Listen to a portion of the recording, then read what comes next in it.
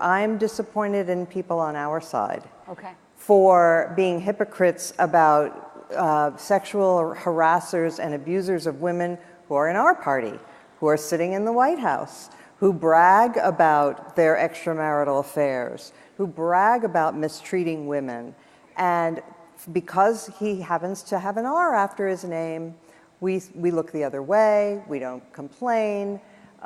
This is a party that was ready to endorse, the Republican Party endorsed Roy Moore for the Senate in the state of Alabama, even though he was a credibly accused child molester. You cannot claim that you stand for women and put up with that.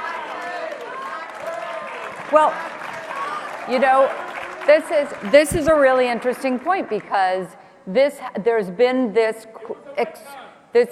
and there are many, but there's been this explosion of sexual harassment scandals, and in many cases, accusation has been equal to conviction, right? Many people get accused, and that's all anyone needs. I worry, honestly, I worry about the young men as well as the young women because they have no idea what to do.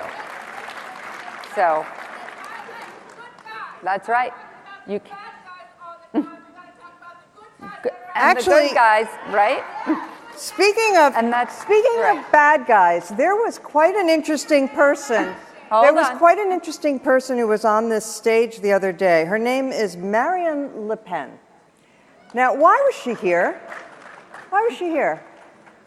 She's a young, no longer in office politician from France. I think the only reason she was here is because she's named Le Pen.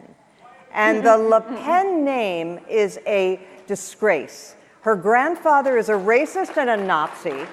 She claims that she stands for him.